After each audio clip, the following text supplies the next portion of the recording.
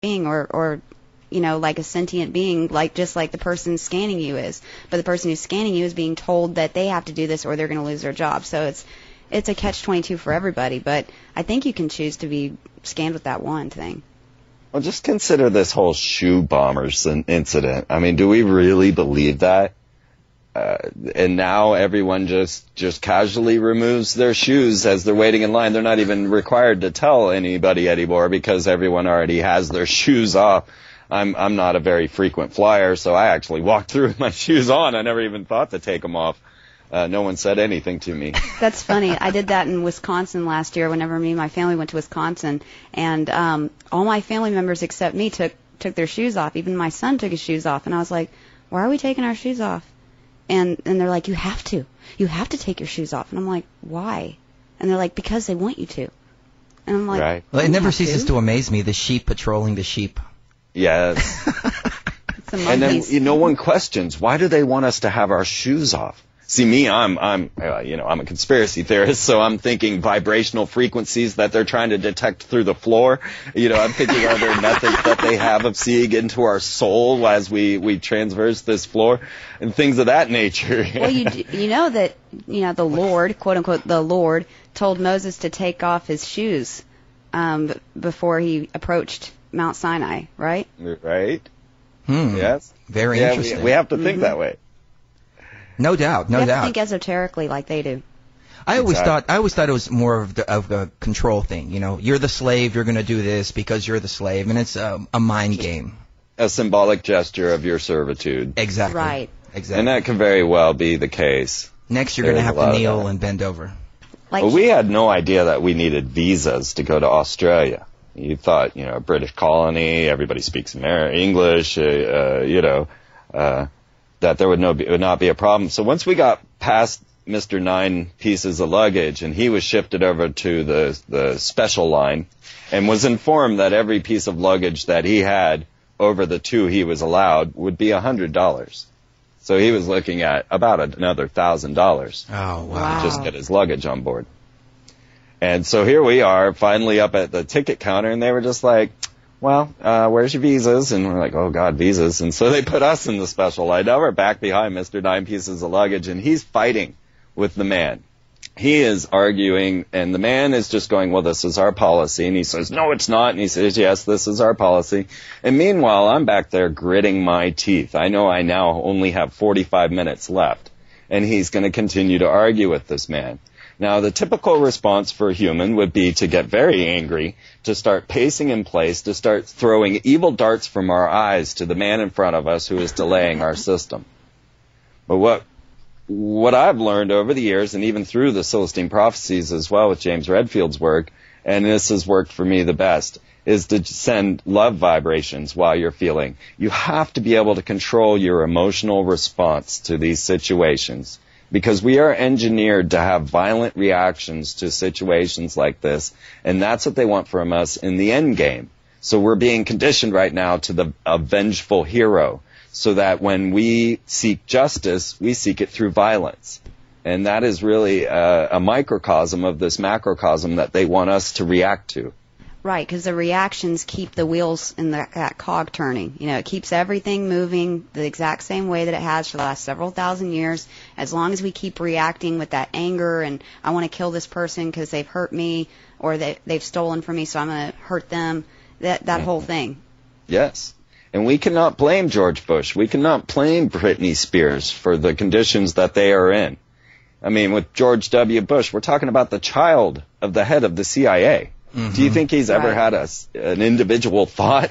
His father was probably doing rituals and what type of mind control techniques on him from before he was out of the womb.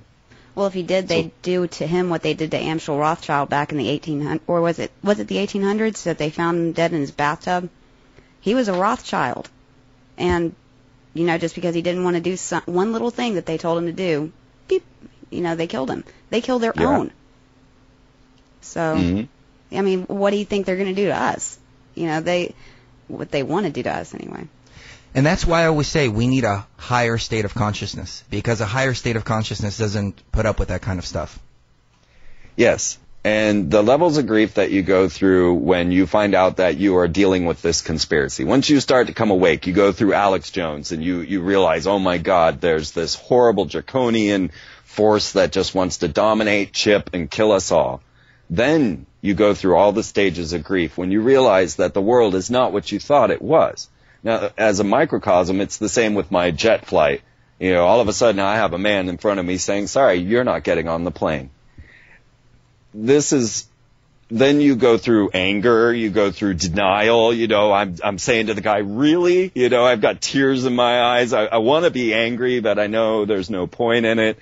And I finally got to all the stages of grief that you go through when you find out you're dying, when you finally get to acceptance. And, okay, we're not getting on the plane. There's no reason to ruin this guy's day. There's no reason to ruin our day.